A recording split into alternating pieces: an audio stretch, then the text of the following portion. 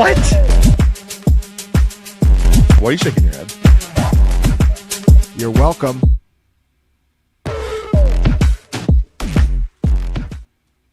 Welcome back to another Tuesday night. If you are returning, if you're new here, welcome in. Happy you found us in our small corner of the internet. Lots to get to today. We have a really simple show. Lots of players have an opportunity over the next few weeks to completely change their narrative and take hold of their 2026 value. We have found some quarterbacks, running backs, wide receiver, and a tight end to talk about tonight. Should be a great time. Just off rip, though. Jacob, I just want to say I'm so sorry because I never before had tuned into a field goal bonanza like I did in Seattle, just hoping that Phillip Rivers would get it done. And he did. He drove him all the way down.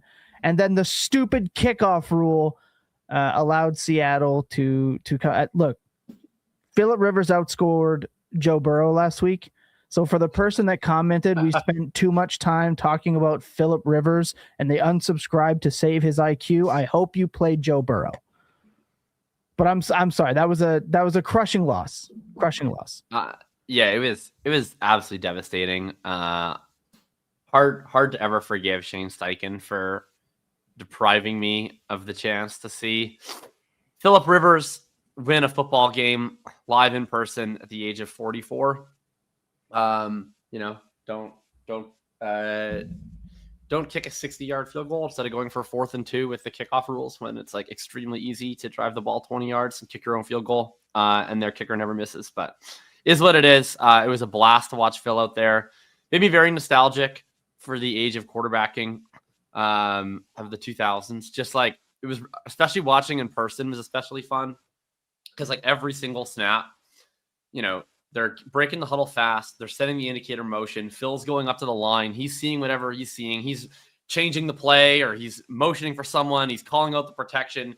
It was just very fun, like to play along of like, what do I think Grandpa is seeing out there, to go and change everything. Just extremely fun in this current age of quote unquote system quarterbacks to play along with Phil. Looking forward to Monday night. He's the GOAT. It was an absolute blast. And the team obviously really tried hard to win one for Grandpa. I actually texted you and I said, you can visibly see the running backs were just like visibly, I'm looking, they're running their asses off. Like the effort was dialed up 150. Everyone was trying so hard. I mean, their defense played unreal without the 3 good starters. Was it here that I said, not that jokingly, that Amir Abdullah might have flex value? Because he did indeed have flex value. He led them in receptions. Insane. Like just not the thing I saw coming. Like 10 fantasy points. Yeah. I just wanted to kick it off with that. We're not going to spend too much time on Phillip Rivers this time, but as Joe King said in the chat, Rivers' sell window has officially closed. There are people clamoring for Anthony Richardson now that he's coming back. We'll see what happens with him towards the end. Talk about players that could change their value into 2026. I don't know. He's becoming free enough and cheap enough that I'm going to roster him because gross quarterback guy. Yeah, I mean, he's definitely rosterable. He shouldn't be on waivers. Right. Yeah. So one thing I did have to share, though, is that I watched Trey Lance get dropped for Phillip Rivers, and I just thought it was just like a really poetic, like that was a Jacob OG guy. Trey Lance gets dropped for Phillip Rivers, who's his now re-emerging Jacob guy. I just thought that was a little poetic this weekend. And I lost. I played a team in the home league that started Phillip Rivers, and I lost. Oh, has Coco ever cut Phillip Rivers this whole time? She did. Okay. Because she's not the most active manager. And I remember that I traded her Phillip Rivers in the first year of the league, and she had her team named after Phillip Rivers for several years. So I was curious if she had just kept him this whole time or if she cut him and re-added him. No, that's just the 2025 season, and that's home league stuff. Just super fun. But again, this episode, this is what we have going on. We're going to talk quarterbacks, running backs, wide receivers, and tight ends that we think are at least going to try to change their narratives head into 2026. I've been doing mock drafts like crazy with real subscribers. I've got multiple going right now, and I have to tell you, it's all over the place. So it'll be interesting to talk some of these quarterbacks. I just need to kick off by saying Underwater.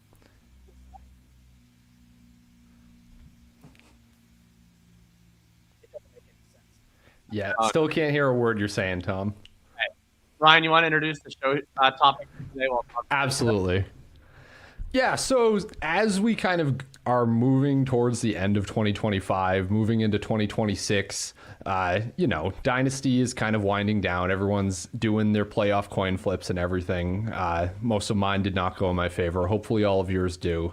We're looking ahead to 2026, and I kind of move into evaluation mode a little bit for these final few weeks. So while a lot of these players maybe aren't necessarily going to make a difference in your semifinals or your fantasy championships, just seeing what they do over the next few weeks is going to be very instructive to how I look at them, and I'm sure how everyone else here in the market looks at them going into the 2026 offseason. So it's really make or break time for all of these players that we are going to discuss on this show. So I want to start with quarterbacks, and this is probably the most straightforward. There are a couple of guys here that can either play themselves into being their team's planned 2026 starters or play themselves out of it, possibly over the next few weeks. So let's kind of start with JJ McCarthy. Jakob, where are you at on JJ McCarthy? What do you think he's worth now? What could he be worth to you with a few more games strung together of good play?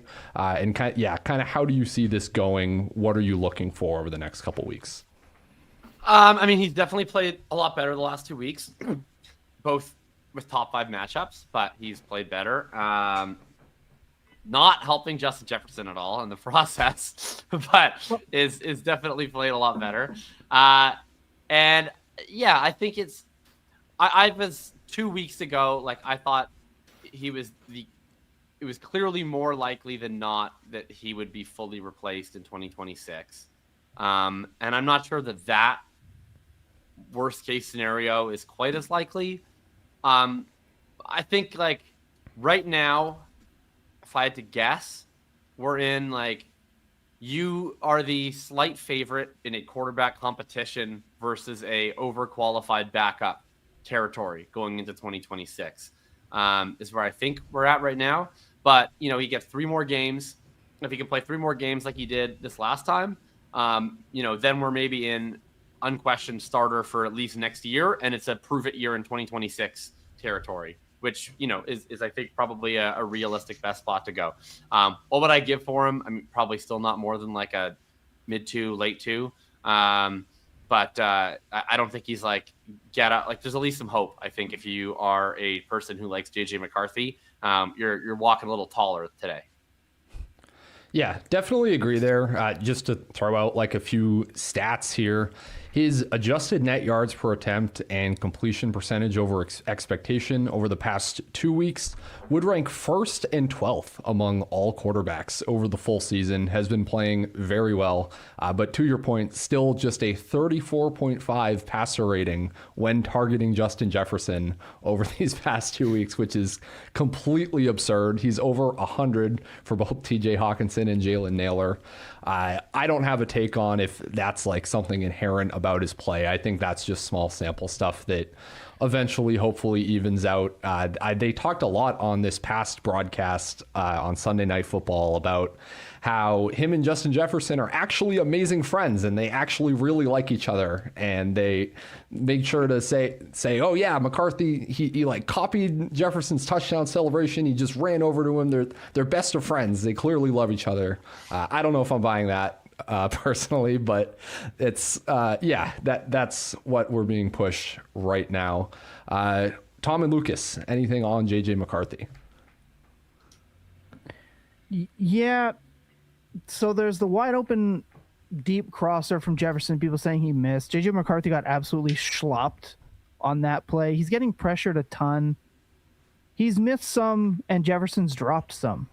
Like, it's just been a hilariously weird year where Jefferson seems to have forgotten how to catch a football consistently. I don't know. It's weird. They're obviously not on the same page. It feels like he has the yips and he's forcing it. That's why every throw to Naylor is just some sort of dot, back shoulder dot, rollout dot, deep ball dot, just comfortable throwing it to him. There's just yips there. I think he's got 2 decent matchups coming up and then a pissed off Detroit team. So I don't know how much we're going to get out of him in that game, but man, it's tough. He's either scoring you 20 to 24 points or he's scoring you nothing. And that's just not even like a 12, a 10. It's like nothing or 24, it feels like. So 3 games. I just drafted him in a mock draft in the 8th round. That's probably where I'm comfortable taking him. You would think he was QB 25. I was okay with that. I think he has the opportunity to climb back into like the top 20 maybe, but I think Jakob was more right. This is probably just until we see consistency, kind of how you have to value him. I don't want to play him. I can't play him the next couple of weeks. There's no chance. So he did win me. He did win me a league this week. The old league that I've commissioned for a while with the Bulletproof Discord subscriber league. Talking about a throwback.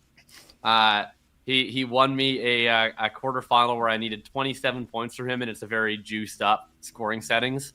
And he got me, I think, like 31 in those settings. So shout out as the guy I beat put in the group chat, death by 9 was not something I saw coming when I woke up this morning.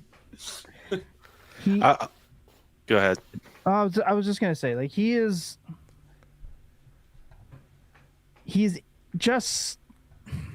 the type of player that you wonder if the lack of attempts is actually like a narrative that exists, and will he just continue to improve? Because it'd be impossible to say that he hasn't shown improvement. I'm not a quarterback talent aficionado, but he can play. It looks like he can play. So I'm happy I still have a couple left. I'm not going to actively go out and buy any, I think is my final stance. I'm not selling for like that mid 2, like Jakob mentioned, that mid 2, late 2. I'm not selling for that, but I'm also not actively going out and picking up more, if that makes sense. I'll quickly say this. He's had what, 8 starts, 9 starts, 9, haha, LOL, something like that. Whatever the number is, he started like half a season. Yeah, he's had probably between 6 or 7 starts. As Tom is doing the gesture here. God. Yeah, I'm young. I totally know what that means. However many starts it is, if these were the first 8 or 9 starts of Cam Ward's career, without like all of the injury stuff in between, without all of the like off the field speculation drama stuff, I think we'd be very excited about this guy, is how I would put it. Like it's weird. It does a thing to our brains where it's non-consecutive. It's not like actually his rookie year, all of this. But I think if Cam Ward put together those 9 games as his first 9 games, we would be like pretty at least interested, optimistic about Cam Ward. No? I mean, Lucas they're is shaking basically in his the head. exact same spot on the old chart. Like if we look at the, like I'm trying to pull up, the Ben Baldwin beautiful graphs. They're like side by side. Mm-hmm. So again, I think dynasty players let media stuff shape their values for things way too much, right? Like we've talked off air about this. We can talk about it on air. The whole players naming themselves something I've always thought is dumb. If that stupid 9 thing never popped up after he beat the Lions and Lions fan didn't run with it immediately and it got talked about the way it did and then memed the way it did, people would care less about his bad games, right? I think he's a Hall of Famer, but Brian Dawkins calling himself Weapon X, stupid.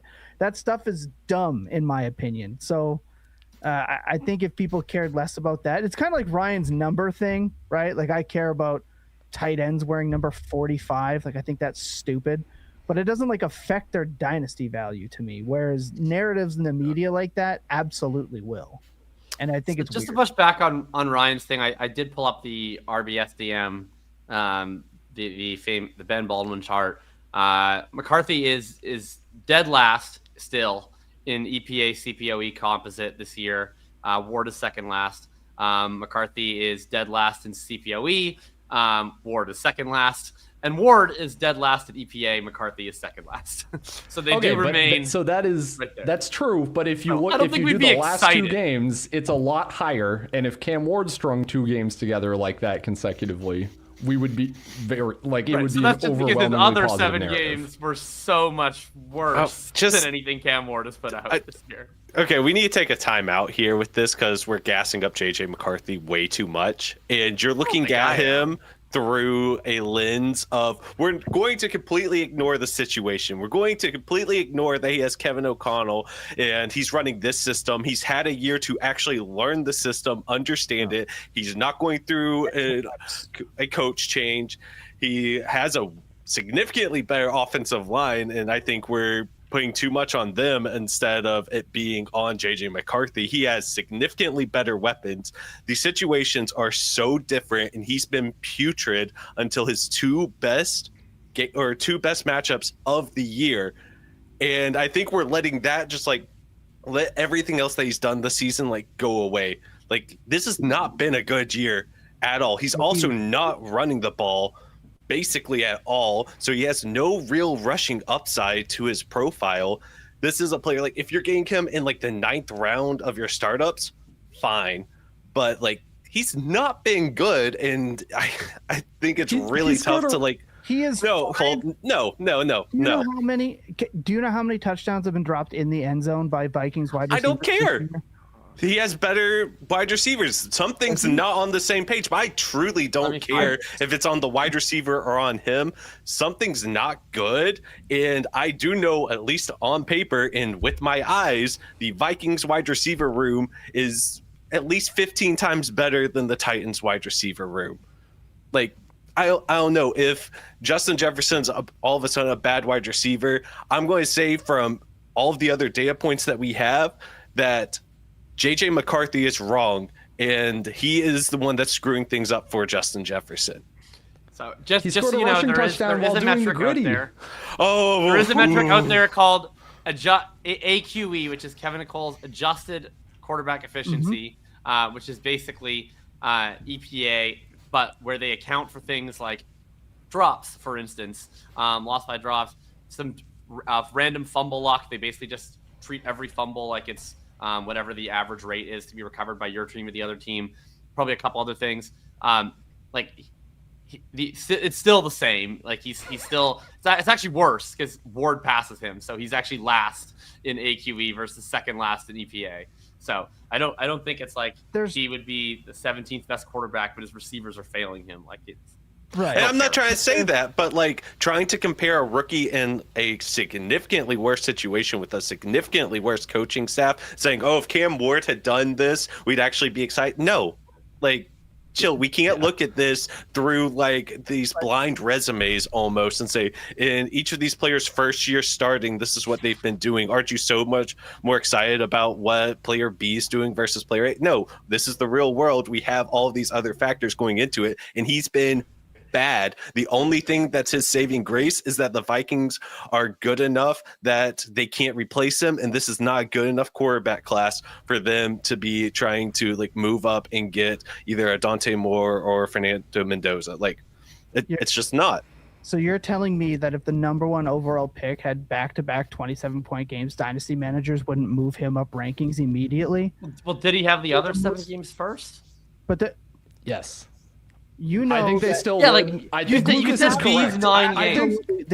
I'm way more excited about the 9 games Cam Ward has had than the 9 games JJ has had. I think Ward has looked substantially better and has way more excuses. Okay, and so they'd move him up. They might move him up a spot. I'll concede. I agree. Tom is absolutely correct in that if Cam Ward had that same sequencing, then yes, his value would be higher right now. Remove McCarthy I do think games. history will probably prove Lucas correct, though, because yes, the argument does require let's ignore all the context and everything else we know about these teams. Probably not a sound way to make decisions in Dynasty. So I got BTFO'd. You win, Lucas. The just for the record, like hipster film Twitter still very in on Cam Ward. Thank you. So for whatever you give that, but the hipster film Twitter community remains firmly in on Cam Ward. I'm curious to see how far his value drops next year. I think I'm going to be in on Cam Ward too.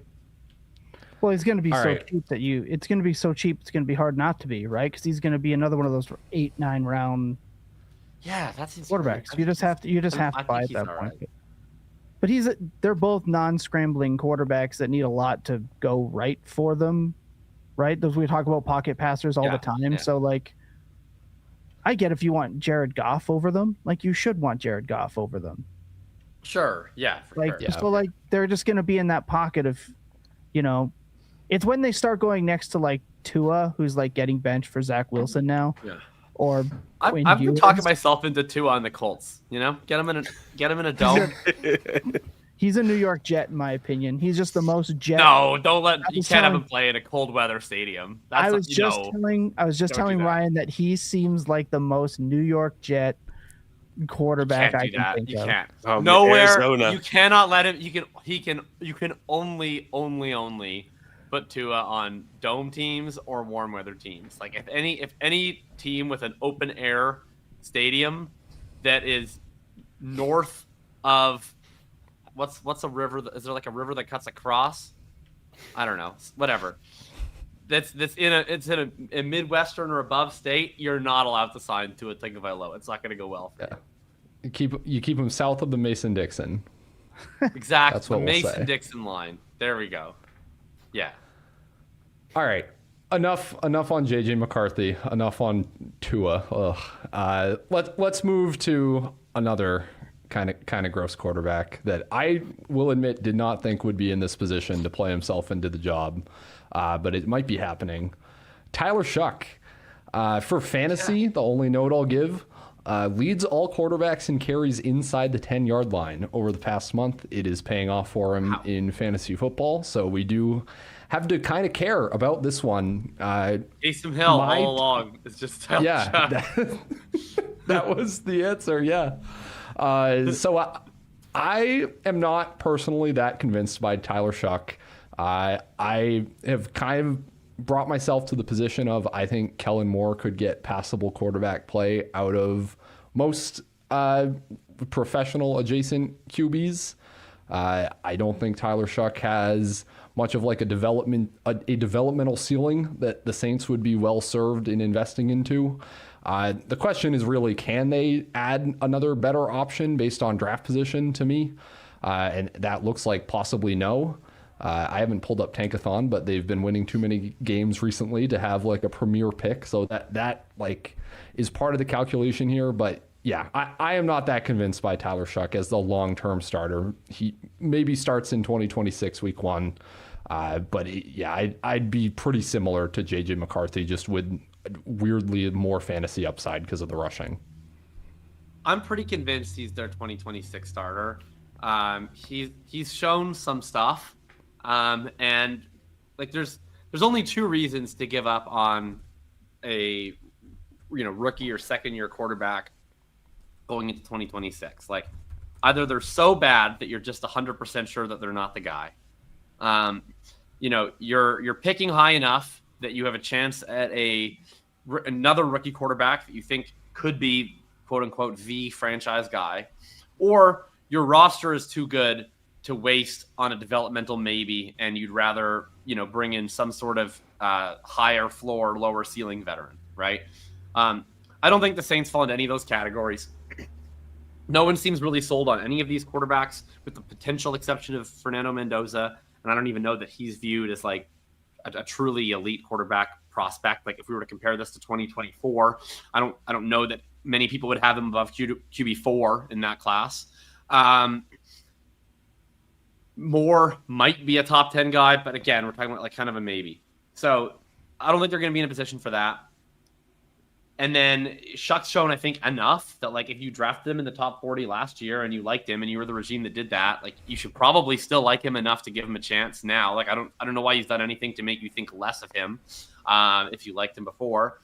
And then they're the Saints and they suck. So it's like there's no there's no need to like go all in to get like a Tua or a Kyler or somebody, like I'm not saying that they will for sure, but like the Vikings would be a team that could be more like, look, we can't do this young quarterback thing again.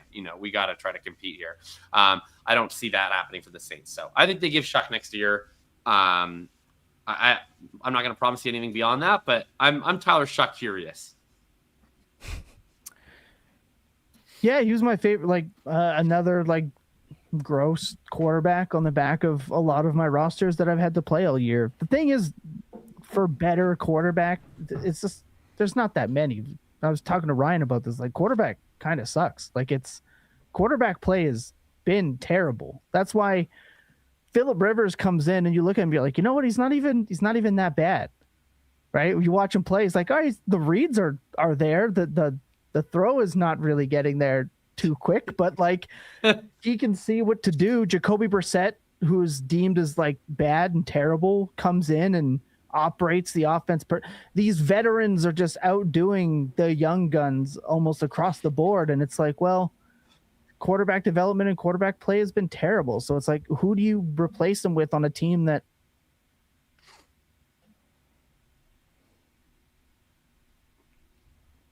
Did we lose Did Tom? we lose Tom? Oh, I think we man. lost Tom. Lucas, you got anything on the Shough demon? I thought that was me. I mean, the thing with Shough is at least he has the rushing upside, so that is fun.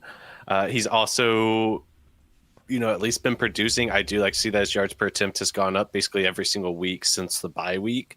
So he has some steps in the right direction. Have a huge issue with the sacks totals. He's just not processing as fast as I was hoping for a 26-year-old quarterback coming in. So that's an issue. Is Lucas freezing now Lucas too? Yeah, I really hope it's not multiple people's internet and then it's like a StreamYard thing. Oh my, this is brutal. I can still see and hear you fine, Ryan. Yeah, this is just weird. I have no idea what's happening today. Everything is dying. I can now hear Tom. His video is lagging behind what he's saying, but I can hear him. Yep, same. Okay. All right. Want to do a show, Jacob? Who's next on the list? Yeah. Let's just keep going here and then see what we can get out of the others. Oh, let's do it. That was terrible, but it is what it is. Lucas is back, a little laggy, but back. Okay. He's here. We'll keep it moving. We'll move over to Bucky Irving. Yeah. So this one for me is it just hits very close to home because I went through the Ken Walker experience this year, and I'm starting to be afraid that we're going to get something similar with Bucky Irving for the rest of this season and next season. When I watch Bucky, he is still undeniably awesome. I still think he's a great runner, still very impressive to me. But since he's come back, he is just in an awful role. He has just lost virtually every high value touch. That's a little dramatic. He's lost most of the high value touches. Rashad White has run more routes than him for 2 out of these past 3 games. Last week, he lost all 3 touches and 6 out of 7 backfield snaps inside the 10-yard line to Sean Tucker. His snap share has just been around 53%, around 13 to 14 expected fantasy points per game in every game since he's returned. This is kind of just the Ken Walker role where if he breaks off multiple big plays and scores on them, then great. He will be a useful fantasy piece in those games, and it's Bucky Irving, so he can definitely do that at least semi-often. But you're going to get a lot of these like 10, 11, 12-point games in this type of role, kind of no matter how good the running back is. So it's concerning to me. There's like something going on around the league where all of these coaches all just have it in their heads that if they don't use their best running back on all the most high leverage touches, that maybe they won't get injured as much. But it's like, what are you doing? You're not using the best player on the touches that matter the most. Like, it's very backwards to me. But yeah, I'm just it is literally just I'm watching Bucky Irving's workload very closely over the next few weeks to see if he kind of separates, gets back some of these high value touches. And if not, I am afraid I'm going to be like a little bit low on him next year, which would feel awful. I'm probably more worried about the goal line stuff than the routes. So like also worth noting. So the first month of the season before he got hurt, the role was fantastic. Amazing. He had basically almost all of the touches, and he was running a chunk of the routes. He was even getting 2-minute drill work. He was also, I don't know if he still is, but at least as of when he returned on, of course, a small sample of routes, he was first the entire league in yards per route run among running backs. He was, however, struggling with rushing efficiency this season, which, you know, you can debate if you want how attributable that is to sort of the sorry state of the Bucs O-line for much of this season. I'm not that worried about the passing stuff. I think there was intent to expand his role coming into the season. He suffers this really prolonged injury. He had been really good at that stuff. It makes, I guess, enough sense to me that they would reduce him from some of that work when, you know, Rachaad White's fine enough at that and good at pass pro and everything. The goal line stuff is more concerning just because it's a smaller back. Like, it makes more logical sense to me that a team would take those touches away from Irving than it does that they would take the receiving stuff away. So yeah, it's definitely going to be very fascinating to watch over the last few weeks. Because if it stays like this, then he'll definitely be a very high variance player going to next year. Of how much do you read into this sample, you know, with everybody back after this long injury, how much do you read into the beginning of the season? And it's also worth mentioning that both White and Tucker are free agents after the season. So what this backfield will look like next year is also entirely up in the air. Tom and Lucas, if you guys are with us, anything to add? I've been back and forth on Bucky for a hot minute. I'm not concerned almost at all. This just feels like taking it slow with a previously injured running back that they don't want to have break down on them again while the other two go to free agency. That's all it feels like to me. It doesn't feel like they looked at Bucky and went, "No, we don't think you're good anymore." I just don't see that being possible. The top 7 prices you're going to have to pay for him, though, if either of those guys hit free agency, I'm out on. I just don't think I'll pay those prices for him, but I'm not panicking on this at all. I think it's more likely that they draft somebody this year than they bring both of these guys back. And if it's not serious competition, it's just wheels up all over again. That's just how I see it. Yeah, I hope they bring White back. I'd love him to be around.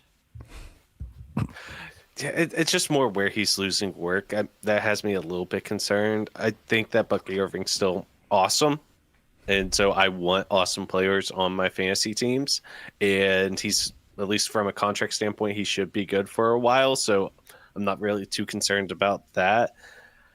It's just maybe we have to, in our minds, limit what his upside's going to be as we go out projecting him, and that might drop him like 1 or 2 spots, but I don't think it's anything too concerning, at least yet. Yeah, I think I'm just going to be afraid. Let's say Tucker leaves, White leaves, or whatever. I'm just going to be afraid where I'm staring down the barrel of he's like worth an early first, but this is a player where the team could at any time decide to draft someone or bring someone else in to make it so he will not produce commensurate with that value in any given season.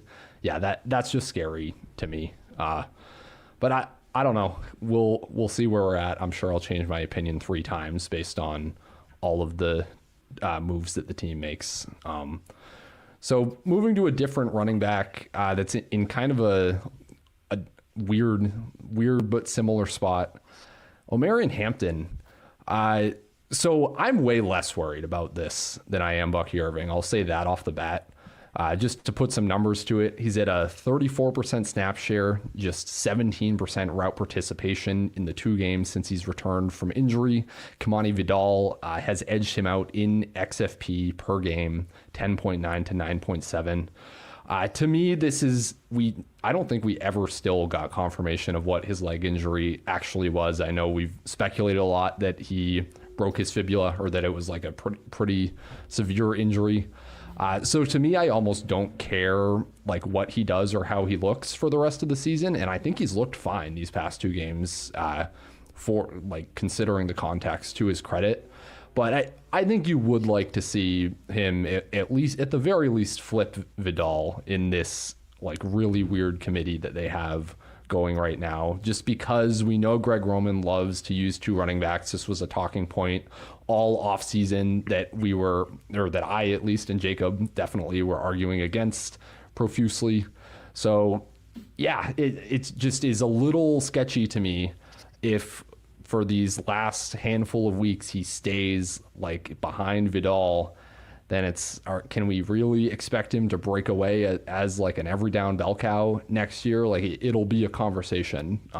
But yeah, curious where you're at, Jakob, and what you would need to see here. I would like him to remain in a committee with Kamani Vidal, because I am not going to enjoy the price that I'm going to have to pay for Trevion Henderson next year. And I would like to buy Omarion Hampton next year. So for me personally, I'm rooting for 45% snap shares rest of the way, a nice early playoff exit, and hopefully a palatable price on Omarion Hampton. Because, like I had someone text me that they think Trevion is going to be an early second redraft pick next year. And I'm like, I get that, but that doesn't sound very fun. So I need to look for like who is going to be the fun player that I get to just windmill in next year. Probably Ashton Genty, but I think Hampton. I agree with what you said at first. I'm not worried really at all. They drafted him in the first round. He had taken over. He looked really good. He had a small fracture in his leg.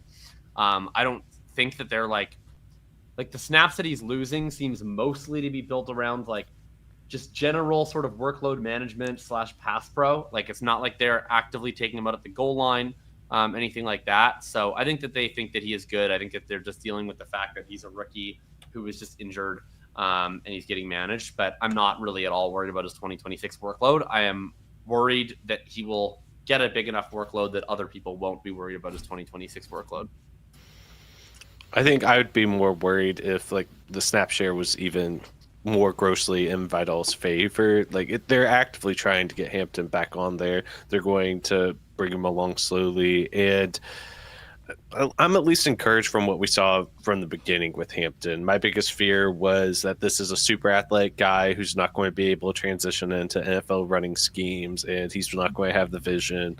Like that's whenever he would fail, is if all these compounding effects happen where he's just not a good running back, but is just a really good athlete who runs the ball.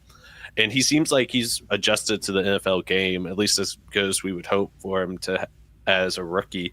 And if he had like a full season, even if he was like averaging close to, let's just say like 3.9 yards a carry, but he had an explosive run rate, over 7%, like I think we would be pretty okay with that. But yeah, this just feels like 2 teams, and Toronto Dave kind of took what I was going to say here, but it's just like 2 teams that are slowly working their young running backs to health because they have competent backup play. Like Buck and I talked about how it's like Vidal's gonna be good enough to be annoying the rest of this year for Hampton, and that's probably gonna ring more true. But like Jakob said, like there's no concern here. But I do find it interesting how Dynasty Fantasy Football managers think before that game against the Bills, which is a known smash matchup. The Patriots running game was going to absolutely smash versus the Bills. They are basically a slightly upgraded version of the Bengals with how they just refuse to try to stop the run. Henderson absolutely smashes. Before that game, Hampton went a full 3/4 of a round before Henderson. So Hampton was at the 3-6. Henderson fell to 4-2 in the most recent mock draft that we're doing with subscribers. I expect that to if I were to start one today, Henderson's going in the second round. So I think Henderson is going to have like by the summer, I expect Henderson to have the highest startup ADP of any of the 2024 rookies or 2025 rookies, running backs. Yeah, I agree. That's why when we talked about the RB tier list, I said he's going to have a runway at the end of the year, right? And this is like what happened with Ramondre. He's going to have a stretch after that to really prove it, and I could see him and Judkins like flip, and here we are. It's happening. Even though, man, can we just get Judkins a quarterback? My God. Yeah, the Judkins situation is like, how do you think, if you had to guess? We're sitting here in like August or whatever, between those guys, those four, Genty, Hampton, Henderson, and Judkins, what order do you think they wind up going in startups next summer? Henderson, Hampton, Genty, Judkins. I think Henderson, Genty, Hampton, Judkins. The stuff with Genty right now, it's I don't know, it's weird online. I just think managers are going to do the tier down, and then if they do take Genty over, it'll be tier down to one of the other guys. It'll just be like a classic Tom statement that doesn't happen. I hope that there's that much panic on Genty, because I mean, obviously Henderson is my guy, but I just sense that with the prices going as high as they're going to go, I'm going to be like neutral on him at best. I just don't see a way that I'm like, I don't think there's going to be any FUD about him. It's just going to be a lot of like excitement. Yeah, I would really love Genty FUD. That'd be great. I feel like we're going to get it. Fully there. I think we are. I think I've been seeing it for weeks. Like, and maybe it's a little bit more like real football people, because it's always a little hard to tell like kind of where people online are coming from in that sense. Is this fantasy FUD? Is this real football FUD?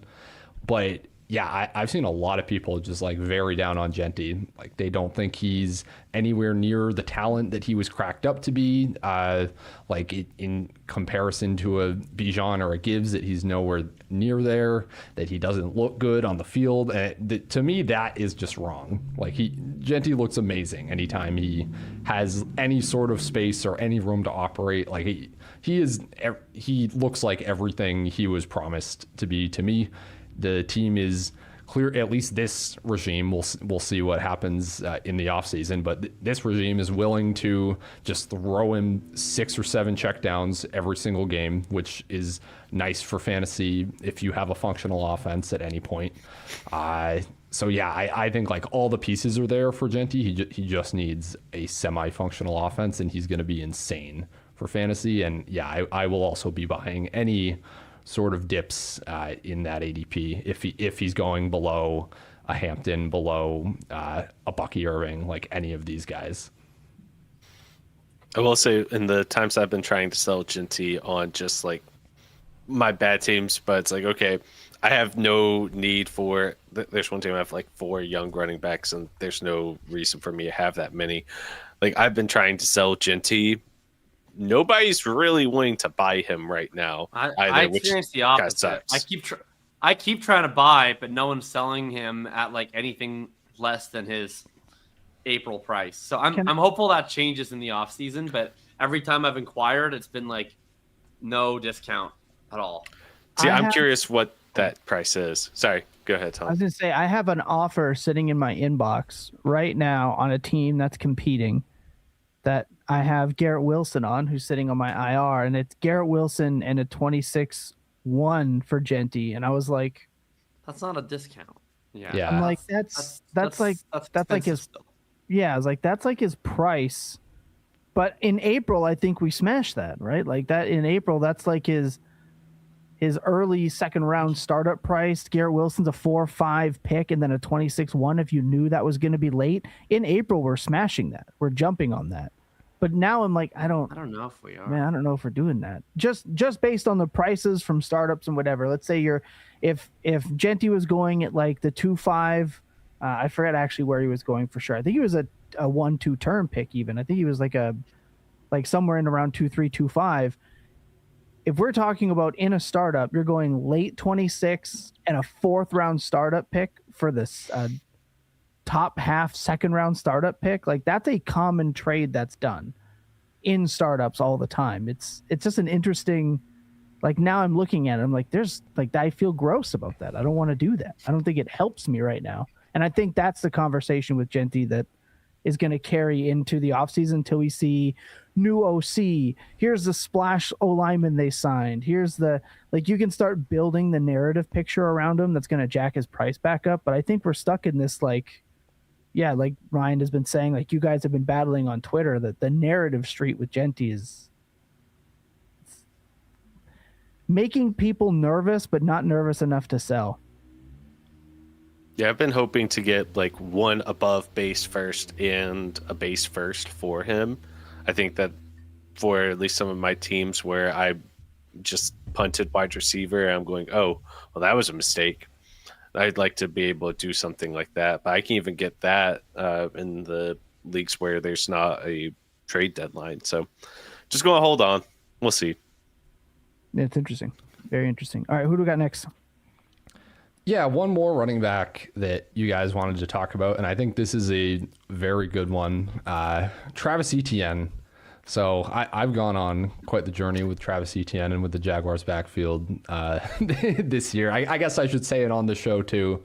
I'm very sorry for all the Bayshul and misadventures that I let anybody down this year. I'm taking the L. I don't think it was necessarily like horrible process for what you had to pay for him anywhere, but maybe I tweeted a few things I regret at different points this year. So I will be humble in that sense. But yeah, now we're looking at Travis Etienne, where he's under contract next year, right? Or nope. This is his contract year? No, he is okay, not currently under contract. Seems likely they're going to re-sign him based on how he's performed. That would be my read personally. Interested if you guys have a different take, but yeah, my expectation would be that he gets re-signed. Maybe like the biggest Bayshul Tootin copers among us pretend for like a couple months that he's not going to get re-signed, but he probably is. And then it's like, man, he is around the same age as some of these other like Ken Walker, Javonte Williams types. He's 27, so a year or two within these guys. Relatively productive. This offense suddenly looks unstoppable the past 3 or so weeks. Well, I think how the offense kind of finishes the year out might have more to do with like how I end up viewing Etienne this offseason. But yeah, what do you guys think? I'm rambling. Give me some Travis Etienne takes. So I put Travis Etienne on here partially because of the contract, and then also partially because we're coming up on an end of season where he's about to help some people win their leagues. He was a round 10 startup pick this past year. And so this is completely unexpected for him to be sitting at RB10 right now, even though it's on putrid efficiency. He's going to finish the year above 4 yards per carry, but he has only had one game above that since the week 8 bye. So it doesn't look pretty at all with what he's doing, but he's also seeing the highest percentage of carries that he's seen basically all year over these last 5 weeks, and also his 2 lowest percentage of carry weeks too. So it's just all over the place. And even if he does re-sign, he's going to be completely replaceable, at least with the way that I see it. I mean, I don't know if people even want to bet on Tootin to receive more carries next year, but Liam Cohen apparently is a mastermind genius, and he's making things work in Jacksonville. And I think if any running back got more than 12 carries in that system, we would be dying to have him on our rosters. So I think it's more like buying the Liam Cohen running back than buying Travis Etienne. And that's why I'm putting him on here, is he's going to be the prototypical fat RB next season, even if he is on Jacksonville. Are we really wanting to be buying that? Is this performance going to be pushing him up into above round 7 startup prices because he's like playing well and he's going to be associated with a good head coach? Or is he going to be sitting there at round 10 again and we're just like, this is the easiest RB2 decision of your whole startup? I just don't know what his value is going to look like. And I think it could be all over the place. It's not going to climb too high, right? Like he's not going to move up. He's not going to go past the 9th. I don't know if they're going to spend a ton of money on him. If he's smart, he just takes a decent enough low end RB contract. It's like a fake 4-year, whatever. Either way, I want him on my rosters because look, fat ass RBs is how I play, and often scoffed at, but we need. I said this at the start of the year. You need these guys by the end of the year. You're begging for 10 points out of somebody by week 13. This is where we're at. Like, look at some of the people I've had to play is I started Naylor. I had to. I didn't have a choice. I needed to start Naylor this weekend on playoff teams. Disgusting. So I'm going to want to be buying. I don't want to be buying if his price jumps at the 10th round. I don't think it will. He's going to be a 27-year-old second contract running back who, like you said, the efficiency is down. He's just he's going to be approaching Devin Singletary territory in his ability, let's say, but he can survive off volume, and we should want that. I mean, he's explosive, right? Like his efficiency is always a little different than some other dudes in that he will have the weeks where it's rough. But unlike some of these like quote unquote fat running backs, like his issue is more about consistency and success rate. It's not about totally big play upside. So like he has legitimate spike upside, as we saw this week, where the rushing efficiency is bad, but who cares? He had 3 catches for 73 yards and 3 touchdowns. If I had to guess, he will be in the range of Dynasty where it's like if you're in a home league, he's worth a late 1, and if you're in a Twitter league, he's worth an early 2, which means I'll probably have a pretty neutral take on him in Dynasty. I'll probably be quite out on him again in redraft. I expect him to rebound up to like the round 4 range. Yeah. And typically that's going to have kind of a dead zone-y profile. So that's probably where I'll be out on Etienne and probably honestly Martin Gailing-Tootin, who I still believe in quite a lot. But in Dynasty, I think it'll be a league dependent thing, where if in the leagues with the nerds who are skeptical, I'm willing to take a shot or hold or whatever else. But in sort of the home leagues with your buddies, where if you can cash out on an aging running back coming off a really strong, healthy season for that first, it's probably always the move to do so, because that's kind of the maximum value you can really get out of a player like that at that age. Yeah, Miles has it here. I got a 27 first for Etienne after week 1. Any first is going to be the see ya later, get you out of there. And then he's the type of player that you buy back in season when you need that 3rd, 4th RB for that gross second because someone's trying to sell him. It was in other leagues, not same league, right? But yeah, that's how I feel it's going to be for him. This reminds me a lot of his last like top tier season where there were warning signs all over the place, and I was screaming that he's the worst value on the board in the 4th round. It feels like drafting Etienne next year at anything above the 10th round is going to be a mistake, but I'm not going to be mad that he's rostered. You know what I mean? He just feels like that veteran presence running back that you're going to be happy sticking into your flex position like week 13 because you have to. So just to throw a hypothetical out here, if he's saying in round 7 of startups, no, smashing or passing? No, pass. See ya. Get out of here. RJ Harvey's going in that range. See ya.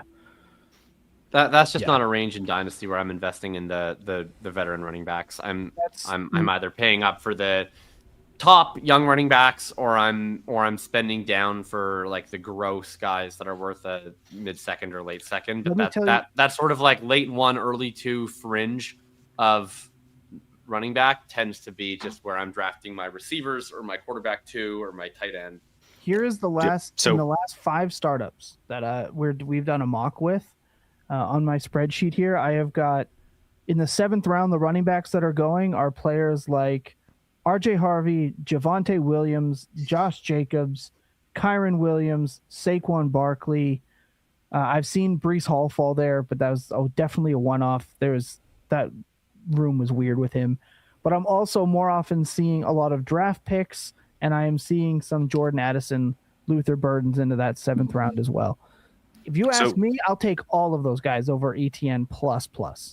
So looking at startups last year, Alvin Kamara was the 7th round startup pick last season. Yeah. See you So later. just throwing out Yeah, that not out there. true. Oh my kind God. of thing I Yep. have an interest in. Yeah. In round 8, we had Isaiah Pacheco, David Montgomery, DeAndre Swift, and James Conner. That, to me, at least based off the previous, like the last season that Travis Etienne has had, that seems about where I think he's going to go. Oh, His for value is sure. going Yeah. to go up. He was at the he was at the beginning of round 10 last season with a lot more running back uncertainty, I feel like, in Jacksonville. I think even though his snap percentage is a little bit all over the place, he's still been the most productive running back in the room. He's had his now second best career season, but a lot of that's buoyed by 5 receiving touchdowns. I think he had 1 before this year, or actually I take that back. He's had 4. Just last season he had 1. But like, this is far away his best receiving touchdown season, and his efficiency's been somewhat better. He's still over 4 yards per carry this season, even though it sucked in the second half of the year. Like he's going to be somewhere between round 7 and round 8. Like I'm just wanting people to prepare themselves. And if he's going to be sitting there, is he part of your future plans, or are we, just moving on and saying that's for somebody else and maybe we buy later? Cheaper to acquire in leagues that exist already is going to be my rule of thumb with him, but I'm going to guess there's a tale of 2 draft seasons. I feel like in the draft season where it's rookie picks being drafted with kickers as a replacement, he's going to get pushed down boards. I don't think he even sees that 7-8 round territory. Those second rounders are going to get pushed above him in drafts. Maybe after the rookies come, then maybe that's not the case, but I think it's going to probably be a tale of 2 draft seasons, because there is always 2. There's It's a tale of 2 draft seasons, and it's a tale of 2 leagues. Like it's your he's like the classic home league running back where it's like I play in a few of these still. I haven't completely, my feet have not entirely left ground. It's like, yeah, there's some of those leagues where it's like getting a starting running back is the hardest thing on earth, and it's just like, if you are a starting running back, you're worth an early second at least. And if you have some name brand value behind you, you're coming off a good season, you're going to be worth that 1. Like that's just the economy of certain leagues. And then similarly, you have leagues where it's like a bunch of complete, soy boy betas like me and Ryan. And it's like, you can't get rid of these guys. It's like, take a Javonte this year is like a back end RB1 basically the whole season. And it's like, if you happen to have him on a non-competitive team and you're trying to get rid of him, like, good luck, man. Like you're lucky getting at 28 too. So it's just completely different, like, attitudes towards players, and that applies throughout. But it's like, it really, I think, applies in that specific range of player. It's like that running back, like 10 to 24 in startups versus early seconds and like young wide receiver 3s. Like the way that those types of assets are valued vis-a-vis each other, depending on league type, is just so different. Where it's like, I guarantee, in some leagues, if you saw Luther Burden traded for Travis Etienne, they'd be like, what the fuck? Like you just traded a total nothing and you got, a star running back. And obviously if you did that in a Twitter league, you'd be canceled. Yeah. I want to point out this way. Go ahead. You go first and I'll wrap us up. Well, mine was going to be silly, so you stay on topic. Okay. I'll put it this way. I will be willing, honestly, in both redraft and dynasty, to pay like the 2025 James Conner prices for ETN, where if I'm in the Twitter leagues and I can get him in like round 8, round 9, and that's like how I build my running back room, I'll be fine with doing that. If he's going in like round 6 or round 7 on underdog or whatever, I'll have like a decent amount. But more than that, I will be out. That's kind of how I would put it. We good to move on to wide receivers? Yeah. So I do want to just point out, this is one of the few times in my life that I wasn't included in the beta room. So I'm either feeling really good that I was now put into the alphas, or the scary part is maybe Jakob was just like, no, he's obviously an omega. Put him down at the bottom. Let's move along. Wow. I see. feel like bringing up Omega as an option is a very even know what that non-alpha move. Yeah, no idea. Isn't that like, So isn't that what whatever that is, put in that's eggs probably what to you like are. give you some nutrients? I think you talked yourself back into the betas. Just now, Lucas. I think Well, Yeah, literally, that's what we is just an watched Omega? happen. All right. Fair Oh, enough. submissive No, I'm fertile asking, what types is an who go into Omega? heat. Yeah, it says this is according to Gemini, which that's fucking always wrong. But like, it says alphas are dominant leaders, betas are average individuals, and omegas are submissive fertile types who go into heat. I don't know what go into heat means. Like in the sense of reproduction, like an animal's reproductive cycle, like you go into heat, like a dog would go into heat. we are way off. We are way off the rails here. Let's move to wide receivers, Ryan. All right, let's move to wide receivers. Let's stick with the Jaguars. Let's start with Brian Thomas Jr. Speaking of I'm not betas, sure. Yes. Speaking of guys getting alpha by Jakobi We thought he Meyers. was an alpha, but then what is it? Like a Lamborghini's or something about a Lamborghini and a Chrysler 300, and one of them pulls up. I don't know, but Whatever that was going to tweet up be. there. Yeah, it's out there. We'll find it, I'm sure. Brian Thomas Jr. Justin Jefferson said. So here's a little window dressing, I guess. Last 3 games since he's returned, 4.8 fantasy points, 11.7 fantasy points, 17.1 fantasy points. The expected fantasy points roughly matched in each of those games. Trevor Lawrence obviously playing much better, but Jakobi Meyers still has commanded more targets than Thomas in 2 of those 3 games. They tied in this most recent game. I don't know if I've given this take on this program. I've given it in a couple spots, so I'll just give it again.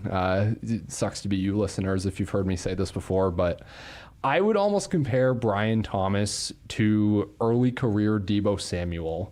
Not from like a play style or skill set perspective or anything like that, but in the sense that Deebo had a very encouraging rookie year relative to what we thought he was as a prospect. I think it was his year 2 that was kind of meh.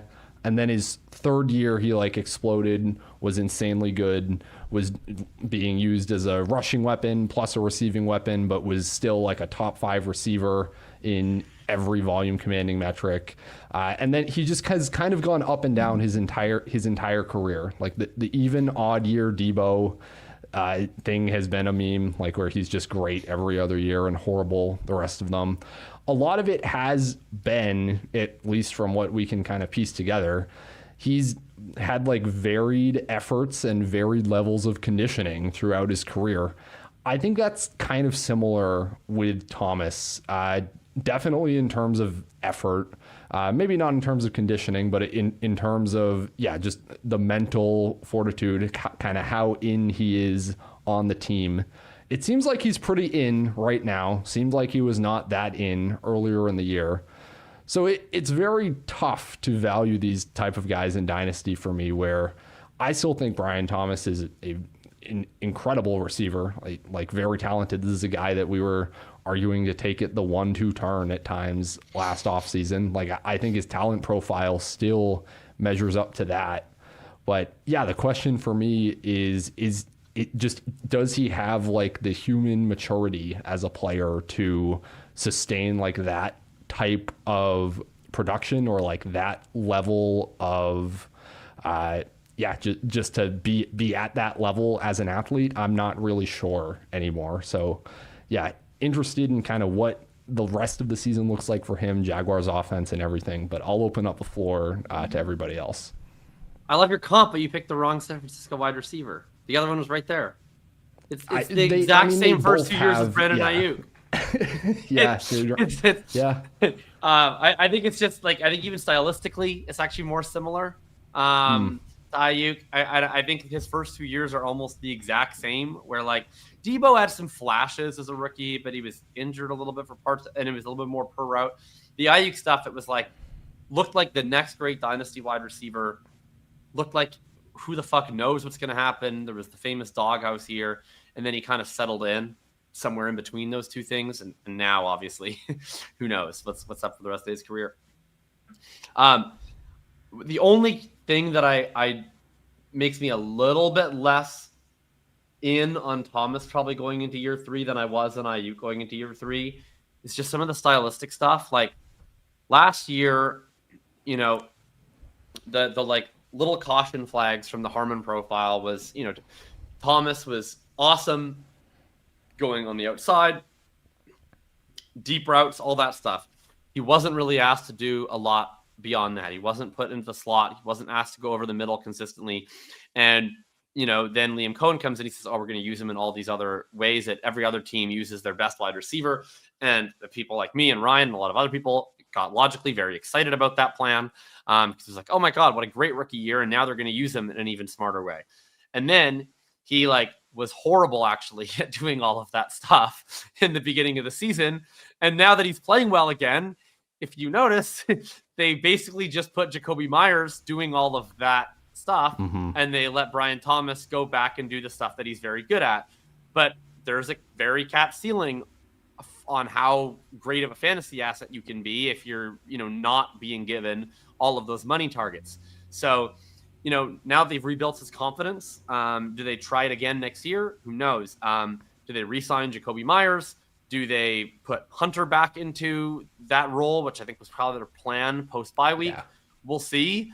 My guess is that probably it's one of Meyers or Hunter that is doing the majority of the F wide receiver stuff and doing a lot of the over-the-middle work. And I think that they probably like having Thomas in sort of the luxury role that he's in right now.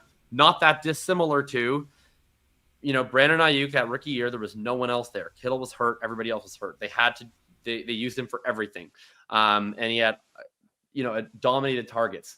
And for most of the rest of his San Francisco career, he was a really talented but efficiency-driven player because they kind of had him in a set role. He was their man beater. He was on the outside. He won deep and over the intermediate, but he was never able to access more than like a high-end wide receiver 2 ceiling because they had Debo or Kittle or McCaffrey do the rest of the stuff. So if I had to guess, I think we're heading towards a similar career arc to Brandon Ayuk, hopefully without the multi-ligament tear and the no longer showing up to team meetings at age 28.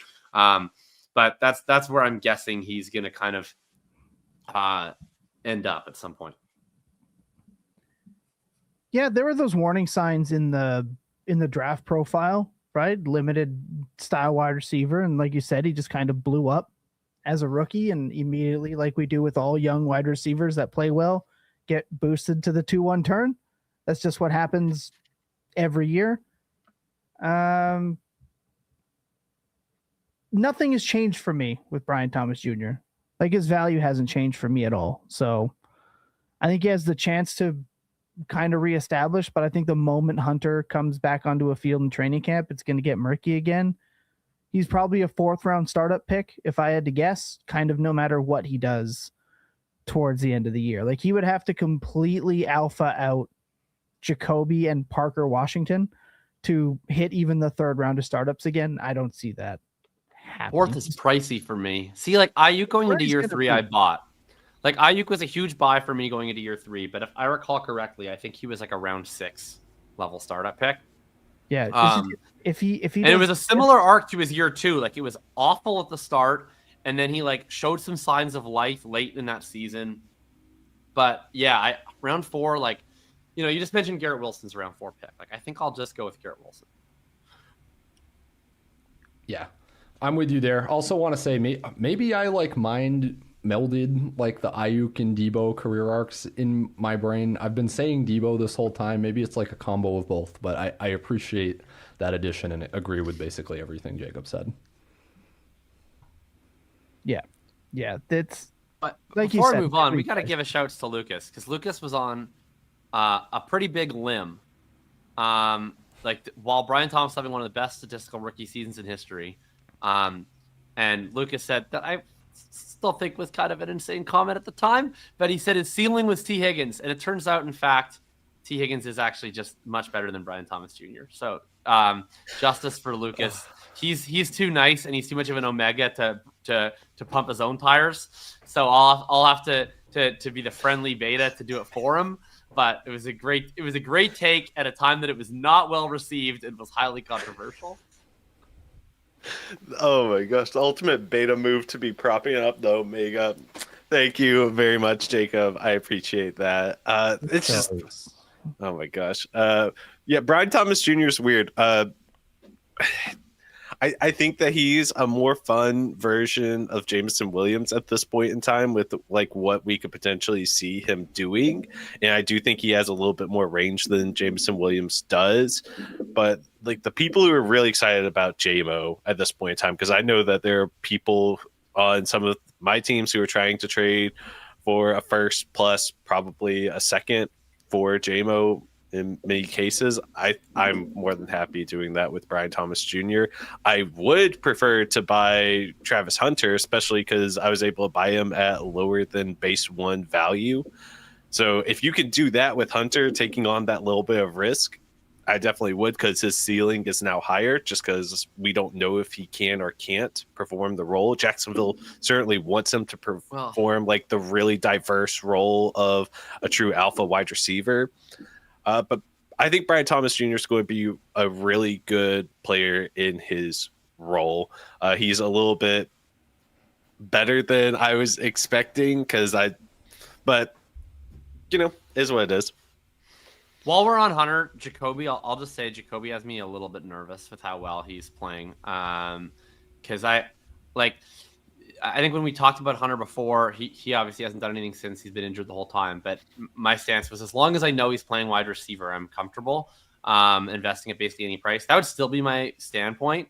But I just, with how well Jakobi has played and how perfectly he's fit and how much chemistry he has with Trevor Lawrence, I have some fears that they will actively want to re-sign him. And if they do, then they have him, assuming Thomas is still in his role. That just doesn't really leave a lot there. And like, if he was just a wide receiver, I wouldn't really care, because I would be like, well, I still think he's really good and he'll find his way into targets. But because there's always that forever asterisk with him, you know, that could be Jakobi's emergence could be enough to like defensive backify him next year. I'm getting a little scared on how good Jakobi has fit in. And it's also deeply annoying because I think that, you know, everything was trending towards Hunter basically being in the role that Meyers is in right now. Now we see Trevor Lawrence playing well. It's tilting, but I think it's also concerning. Yep. Yeah, I think you nailed that. I would agree with that 100%. I think, yeah, or we can just move on if we're good on. I think Jaguars wide receivers. I think you said it perfect. I don't think there's another. I think you're right. Yeah. What's next? Next is Emeka Egbuka. So this is we're recording this after the first game that Mike Evans came back from injury. The results for Egbuka were season low 55% route participation rate. That was behind Mike Evans, behind Chris Godwin, even behind Jalen McMillan, who is back from the dead. We see Evans just kind of immediately come back into this alpha wide receiver 1 role, 12 targets, over 23 expected fantasy points. He actually is productive on it, over 130 yards after like months of Egbuka just being in this de facto number 1 role where he just was not producing whatsoever despite all the volume in the world.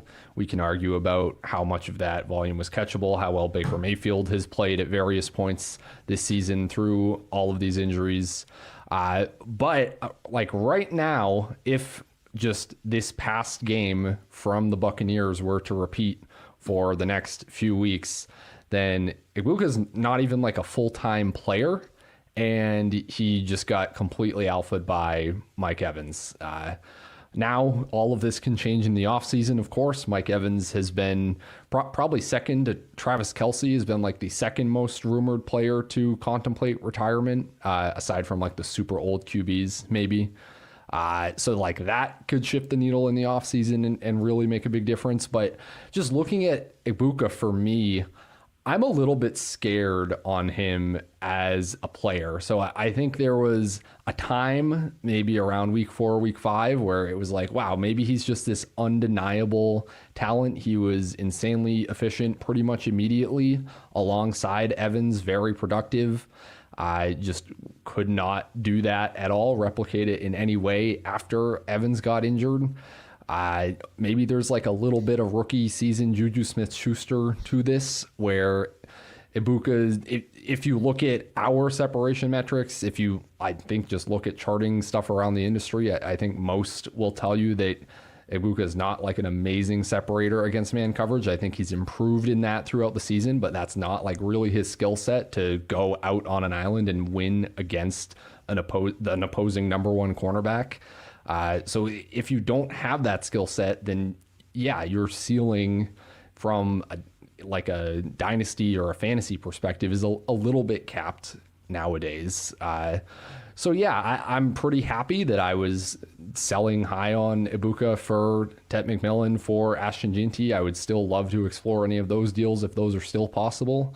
And yeah, my guess is I'm going to be below market on Egbuka unless everybody really panics if this past week kind of continues. Maybe then we reevaluate. But yeah, I'm pretty happy to not be clicking Egbuka in like round 3 of startups as we stand right now. My only take on this is that there's no such thing as panic on rookie round 1 wide receivers anymore. Unless you're like Matthew Golden level bad, there's going to be the JSN case now. Same case that was made for Rome. There's not going to be panic, right? There's just you're not going to really see a price drop. He's going to be a round 3 startup pick pretty much no matter what happens this year, unless he gets hurt. Same thing will go with Tet. Doesn't matter how he's not producing as much, etc. There's just always now. I don't think there's going to be panic for these types of guys.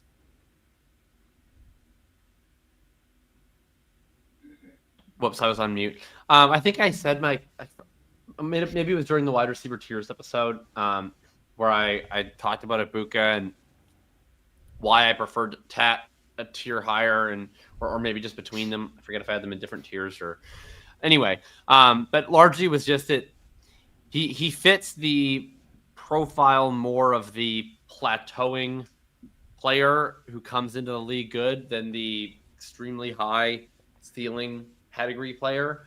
And it's just, I didn't, I guess, expect the plateau to hit this soon, or for him to only run like 3 more routes than Jalen McMillan this week. So that's pretty wild stuff. Yeah, I think in general, I'm curious to see whether the primacy effect or the recency bias more strongly influences Emeka Egbuka's ADP, because I can't really recall anything like this in terms of a rookie who in the same season just started out on complete fire and then became like impossibly inefficient. And it's not all his fault. Baker also started the season very hot, has not actually played very well for the last while. The primacy effect seems to be holding strong for him. Also, people just fucking love Baker and want to suck his dick all the time, so no one ever admits when he's playing like shit. But whatever. Anyways, I think that I'm just curious to see what the market is on Egbuka, and I kind of stand by my take that I had a few weeks ago. I think the market has kind of come back to us since the early season when we were like kind of being annoying nerds about it. And also, Trevor Lawrence is better than Baker Mayfield. Theo Ash was right. Oh my goodness. Okay. Yeah, I think that pretty much says everything for me. Like I said, like its price is going to be the price that, again, I'm just not going to want to pay. Right now, early in startups. All right. Anything on Egbuka, Lucas, or can we move on? No, we can move on. All right. Last wide receiver that one of you guys added, I'm assuming Lucas, Jaylen Waddle. So this one's interesting to me. If you'd asked me like 2 or 3 weeks ago, I'd have been very bullish on Jaylen Waddle, where he kind of immediately just stepped in and was getting the target share metrics, getting all of the all of the target market share metrics basically that I care about in terms of, oh, he's just an alpha, he's a wide receiver one, he stepped in. But also at the same time, the Dolphins decided to stop throwing, essentially. So the raw production has not been there. You can definitely argue that it's more about Tua for the reason they're not throwing. I think that's most likely. Maybe you could argue that Waddle isn't good enough to support, like, to be the number one receiver on a team that's going to throw and win through the passing game. I would be less convinced by that argument. I still think Waddle's quite good. But yeah, interested to hear what you have to say, Lucas, assuming you're the one that put this on the show sheet. I did put this on the show sheet, and maybe I'm just a little late to the boat here, and we've just already accepted that Jaylen Waddle is a nesting doll wide receiver. But I do know whenever Tyreek Hill went down, there was all of this general consensus. It's finally Waddle's true time to take over as the wide receiver on this team. We saw immediate returns in terms of like his target share, which also had everybody excited. He was going for more than a 1. I don't remember exactly what his price was after the Tyreek Hill injury, but you were buying him for less than 1 value at the start of the season. He was wide receiver 33 in startups. He was going at the round 7, round 8 turn consistently. And so far, like, you have to feel good if you paid that because he is wide receiver 15 overall. But he's only wide receiver 18 since Tyreek Hill went out. And now that's on a little bit higher expected fantasy points per game, 11.7 versus 10.4 with and without Tyreek Hill. So like he's having more opportunities, which is also a good thing, but he's not really like actually producing more for you whenever he's going to be the wide receiver 1. And we're coming into an offseason where there's most likely going to be some type of coaching change in Miami. There's most likely going to be some type of quarterback change in Miami. We know that Tyreek Hill is most likely gone after this year. We have no idea if they're going to try to do anything to like bring him back. And while he and Devon Achane don't compete for the same type of targets, he does at least have somebody there who's automatically going to take up some chunk of a target share there. So you can start to look at him as a glass half full, glass half empty type of player where like you look at him as having this potential. I think he's now 27, but this potential to break out of this, like, yeah, his metrics look awesome. He's such a good athlete. He's finally going to be like a true wide receiver 1. He's going to finish as a top 12 wide receiver. This is going to be awesome. Or you can look at him as he is part of the most replaceable brand of wide receiver that we have, and he is not worth what you're going to have to pay to acquire him whenever there's 15 other wide receivers who are going to produce almost like identical to what he's going to do, just with different levels of hype around them. So I'm looking at him as like a player of like, I love him. I desperately love him, but my love for him doesn't mean an extra second or second and third on top of his value for what he's truly worth to your rosters. And I don't know if this change that's coming to Miami is actually something that's going to be helping him. Like, are we accepting him as he is?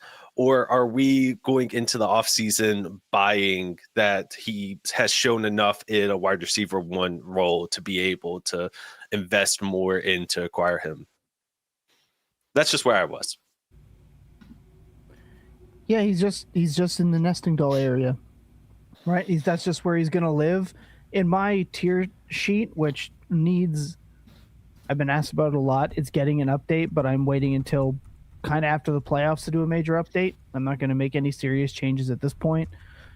He's in a tier list that's called the underappreciated but too expensive wide receiver tier. That's kind of what it is. Like, he's always on everyone's buy list, but he's really hard to buy, right? Like, he's not actually acquirable. People want that, like you said, that wide receiver 1 potential. He's got game breaking ability. Is it the quarterback? Is it the coach? I actually think the coach stays in Miami. I think it's the quarterback that's out.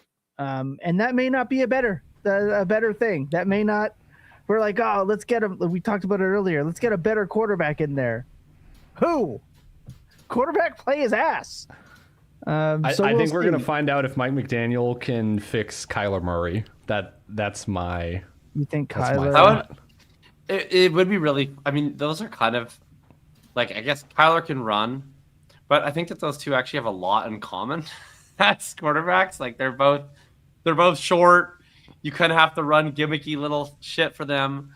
But yeah, that would be fun. Why not? I mean, I'd love to see what Mike McDaniel could do as a run game coordinator with a mobile quarterback. Yeah. I think that could be really fun. He's like one of the most creative run game guys there is. I like that. Look, if Jaylen Waddle has a lot to prove to you, I got some bad news. He's gonna have to prove it with Zach Wilson for the next 3 weeks. Yeah. So I don't think he's gonna prove much in that situation. Maybe Quinn Ewers instead of Zach Wilson if that's up your alley. Yeah. Anyway, I think I think I'm settled with where I'm at with Waddle, kind of regardless of what happens the next 3 weeks. He was definitely a hit this year. He was drafted as a wide receiver 3. He's been a wide receiver 2. But yeah, if the like upper tail A+ dreams didn't really come to pass, he's probably going to be in the late 1 tier and basically just until he ages into the early 2 tier. And then until he ages into the base 2 tier. That just seems to be kind of where he's destined to be. On a side note, like, look, everyone knows I've never been a fan of Tua. I would even go so far as to say that I have been a Tua hater for much of my life. But what the fuck happened to this guy? He led the NFL in passing yards 2 years ago. He it's incredibly perplexing. Like he just doesn't even look. Like, forget limited. He's always been limited, but he looks incompetent this season. It's bizarre. Anyway, I'm trying to decide whether to talk myself into Tua being the Colts 2026 starter. Jakob. And I'm just, I don't know. I guess I'm probably leaning away from it after watching last night. We're actually watching somebody regress, I think, with concussions in real time. It's always a joke. That might be the case. It's why I've said this on stream. I think I said this on stream. Like the concussion jokes with Scattaboo, whatever.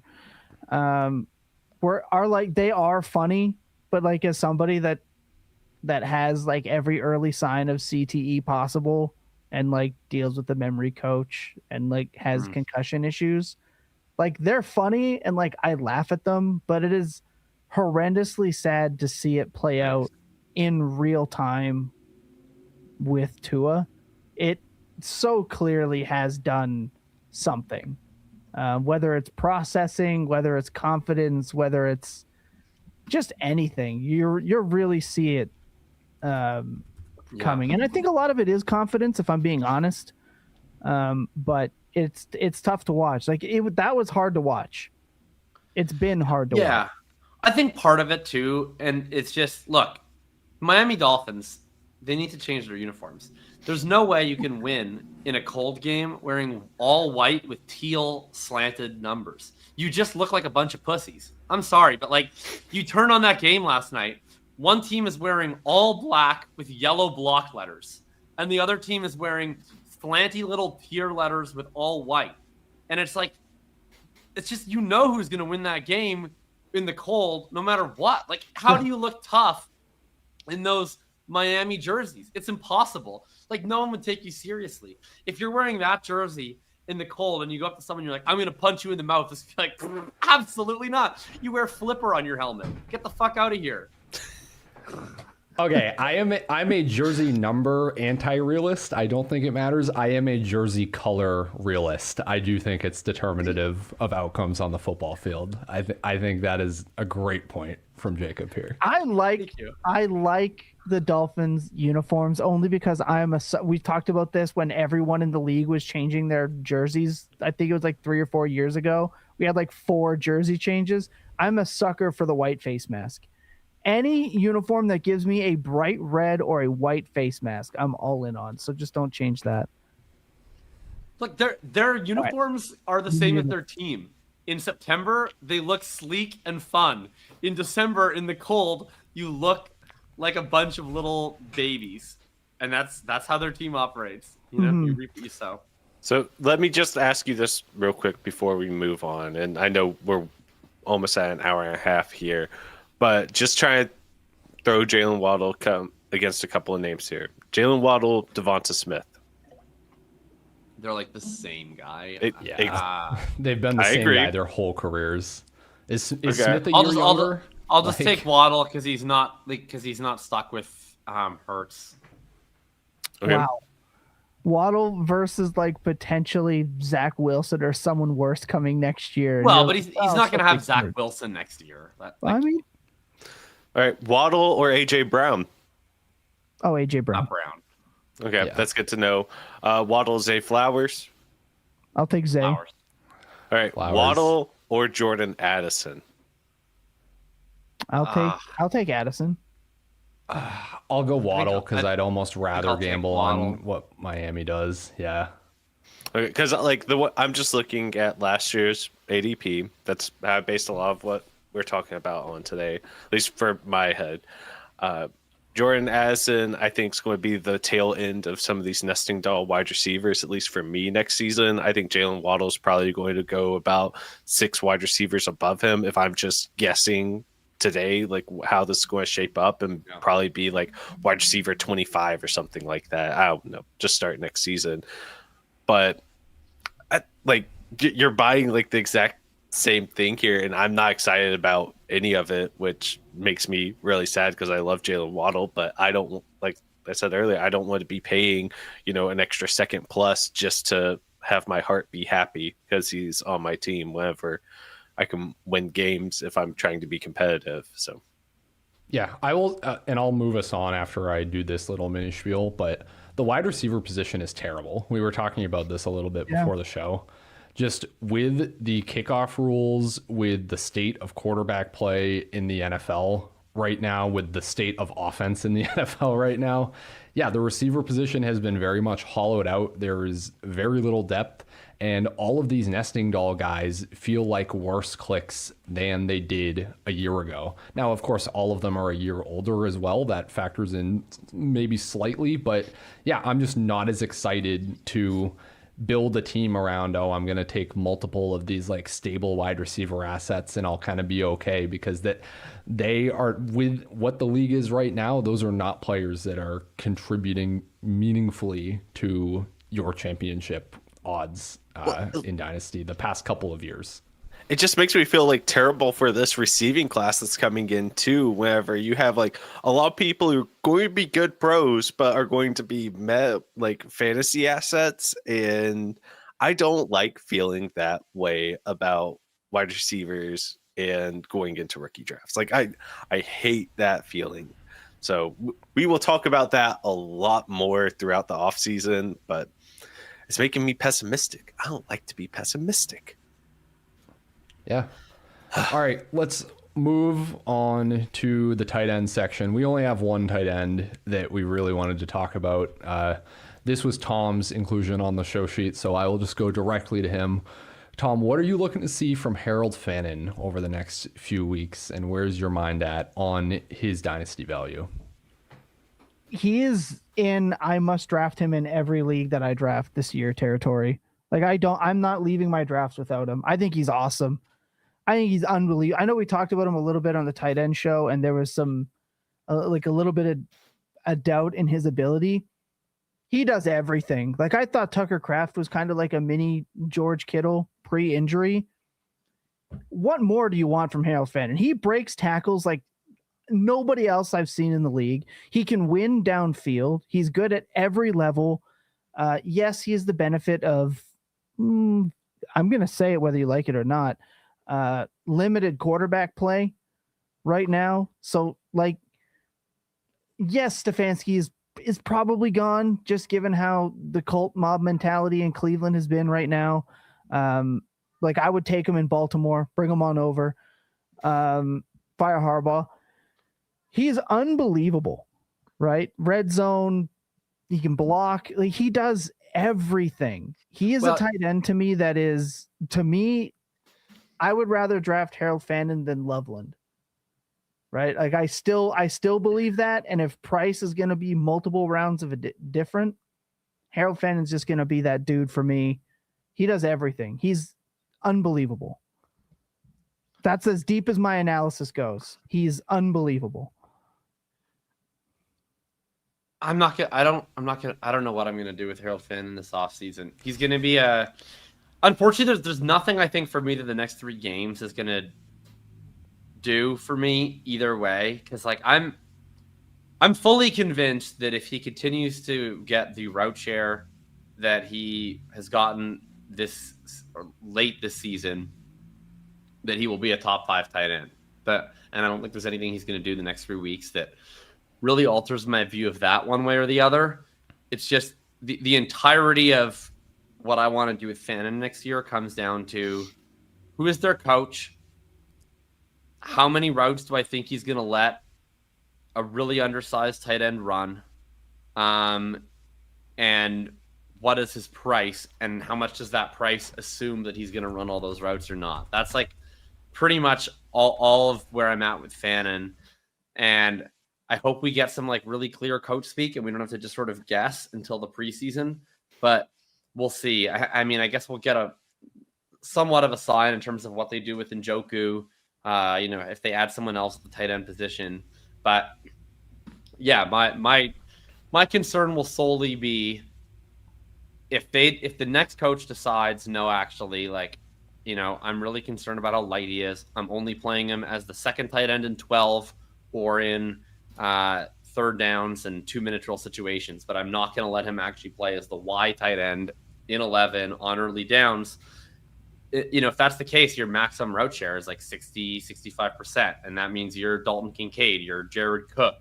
And that's like, can still be a functional fantasy starter, but that's not someone you want to pay more than probably an early 2 for.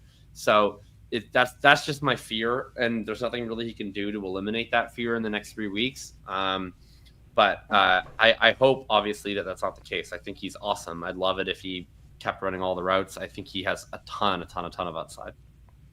Yeah, and that's all I'm shooting for at tight end, right? Like, I think Gadsden's going to probably get bumped up boards above him.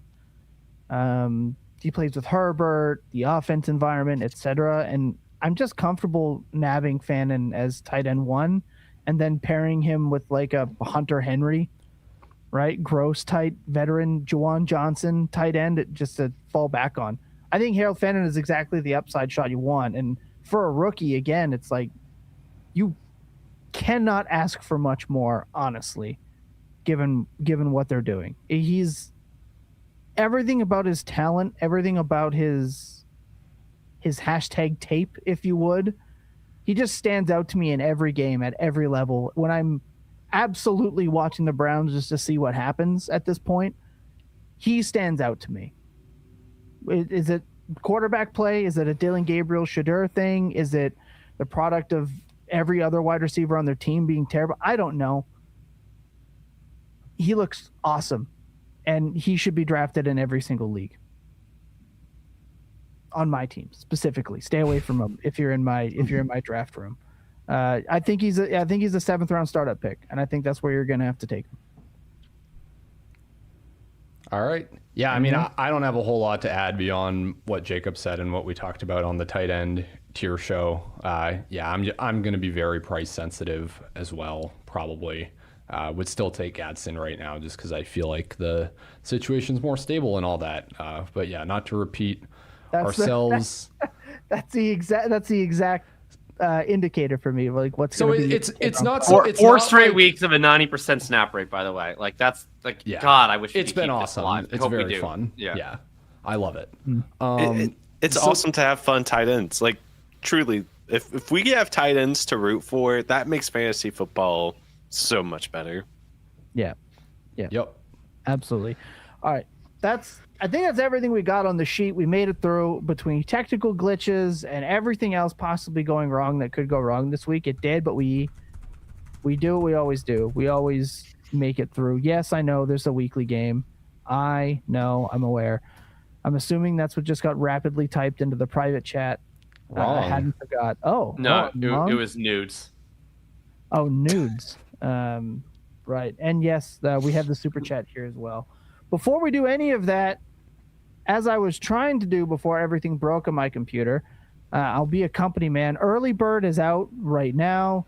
The Early Bird subscription plans are live. You can get the rest of 2025 and all of 2026 at the lowest price it will ever be. 20% off your selected package. New for 2026, we're splitting out in-season NFL betting into its own new package. It was so profitable. This is what we've decided to do. But as a reward for loyal subscribers, any Fantasy Pro or Fantasy Bundle subscribers will get our new package included for all of 2026. No additional cost. You don't have to pay any add-ons, but only if you take advantage of our early bird special and purchase a Fantasy Pro or Fantasy Bundle subscription. You can lock in our best rate, our best deal before it expires. It goes away Super Bowl Sunday. You have time, but don't wait. You might forget. That's 20% off all Fantasy Points subscriptions. And just for you guys, we're going to throw an additional 5% off that discounted price with code THEWORM, one word, no spaces, now through Super Bowl Sunday. The Fantasy Points early bird special. Get the worm, get the data.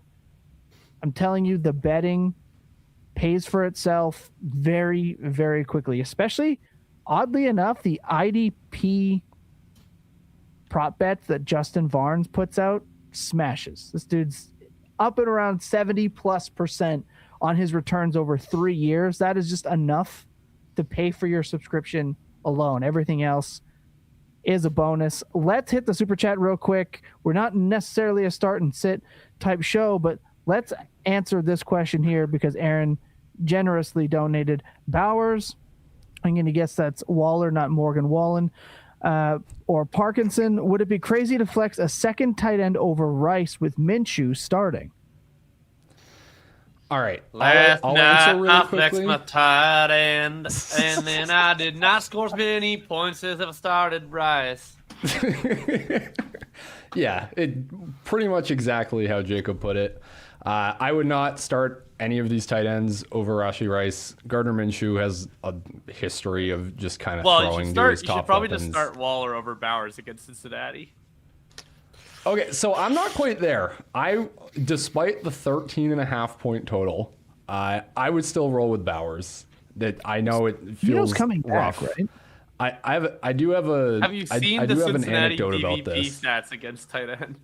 Have you seen Isaiah Likely's stat line last week? No, I've seen them obviously. Yeah, I wouldn't fault you too much. Waller, I don't think you can. Wouldn't follow too much. Dawson Knox just went for like fucking 60 yards against them. Yeah, I get it. My answer would be Bowers and Rice is who I would play. But my anecdote here is I've been in a fight with Scott Barrett all day about whether we should project Bowers closer to Colby Parkinson and I'm glad because he's in this question, or closer to George Kittle. Scott is very Bowers maximalist this week. He's like, well, Trey McBride just went for 40 plus points against the Texans. Why can't Bowers do it? I am much more of the mind if they have a 13-point implied total. Like, this is not that much better of a play than Darren Waller and Colby Parkinson. I still think he's a better play. Scott and I will have some side action on it. I'm going to have to bet Phillip Rivers alternate passing yards if Bowers scores closer to Kittle than Parkinson in reality. So, yeah, that's just a fun little side thing. God. I just think Waller's gonna go insane this week. Oh no, but he has to play with fucking Zach Wilson. Yes. Okay, yeah. Bowers and Rice. I keep forgetting that Miami is like making their team bad on purpose just to punish Tua. So, yeah, I guess I'm going with Bowers and Rice as well. Yeah, I'm feeling the same. Quickly do our player picks. Jacob, start us off.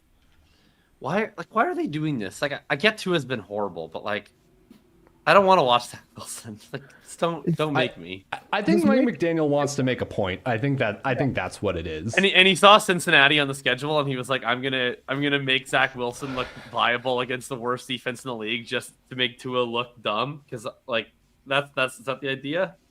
Yeah, Like, I'm pretty sure Tua would be fine against the Bengals. Like, I really do.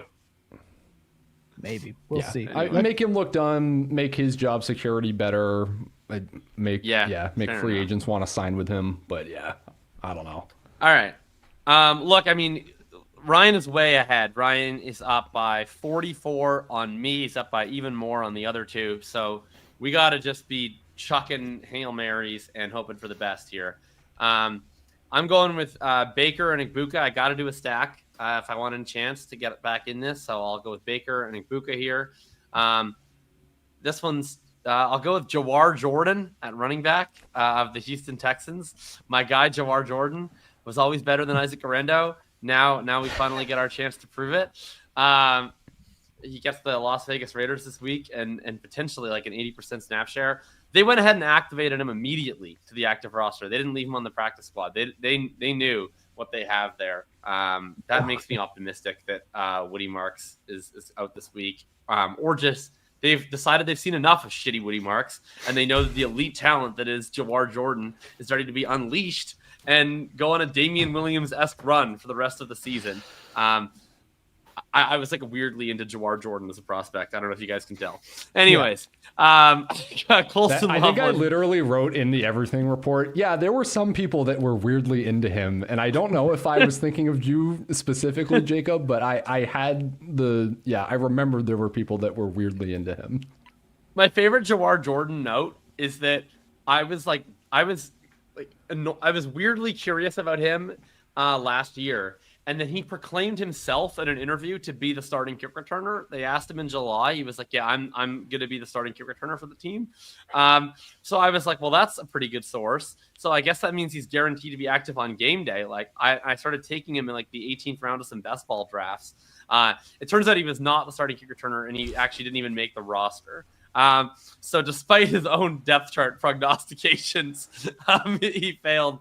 I didn't know he was still in the NFL until yesterday when I saw Jay Jordan going for like 40-yard rushes.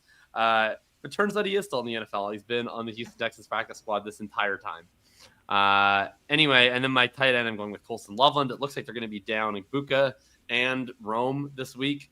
Shout out to the Bears medical staff for deciding to play Rome Odunze or try to play Rome Odunze with a stress fracture in his foot in minus 11 with the wind chill against a team that they could have won if they never called a pass play.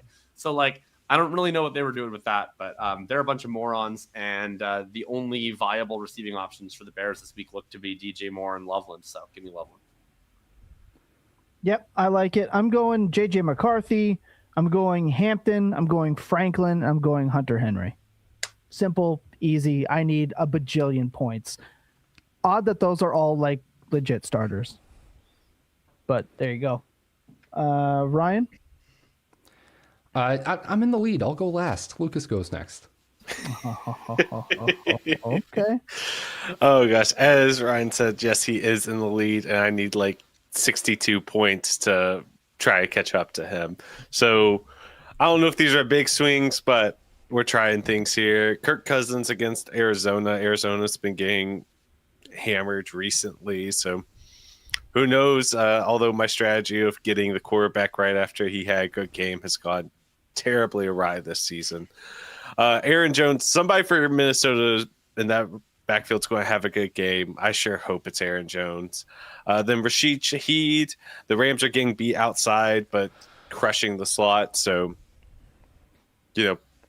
all I need is like 130-point week from him, and I'm back in this thing. And then Britton Strange, because Denver has gotten smoked in 3 of the last 4 weeks by tight ends. Like it's been rough. Strange doesn't run a ton out of an inline position, but if he can, have a good game, Denver's going to be a team that will allow it. So those are my picks. I like it. Ryan? Yeah, I want to say I think Lucas has easily the best picks of the 3 of you guys. So that'll be doesn't have Jawar Jordan. I do not. Yeah, I mean, Woody Marks supposedly could have come back into that game. Who knows how true that is? But even if he could, but he sucks this week. You get a taste of Jawar. Get hurt, you get a taste of Jawar. Woody Marks can't even get rushing touchdowns. He just gets fumble recovery touchdowns. Yeah, it's crazy that Wade Marks was the highest scoring running back out of our 4 last week. Like, yeah, and only because I put my foot down on we're counting this as a touchdown. A lot of platforms did not. If you end up winning by fewer than 6, we'll have to take that to the Supreme Court. All right. My picks for this week, the Shough Demon against the Jets. Michael Carter, who should just get most of the Cardinals snaps. I hate that backfield, but seems like a defensible pick here. Not a defensible pick here for me playing defense and needing higher floor, but Adonai Mitchell is who I'm going with at wide receiver. And then Aronde Gadsden against the Cowboys, falling outside of the top 12 tight ends on Fantasy Pros. So that's my team. I will be sweating this just as hard as my handful of teams that are still alive in Dynasty. Right. This show matters, damn it. All right, that's going to do it. Thanks for sticking around with us. What a wild episode. Technical difficulties, omegas and alphas and betas and everything in between. Thanks for tuning in. Let's look forward to this coming week. If you got teams still alive, we look forward to hearing all the stories. We might have a different time slot next week. Holidays and stuff. There is going to be a show. Do not worry. We're going to get that sorted out, but Is the tentative plan is 7 Eastern, right? the tentative plan is 7 Eastern. That's right. Okay. For we'll have some fun games. We'll think of something here that keeps things fun and light heading into the finals week. So thanks for tuning in. Thanks for watching with us. Hopefully you learned something. Let us know if you didn't or if you did. Remember, the mini pod is out Saturday. Market Report is out Friday. Be locked into that. You guys have been great. Until then, remember that clear eyes and far hearts can never lose, and your best days are always spent tilting. We'll see you guys next time. What? Why are you shaking your head? You're welcome.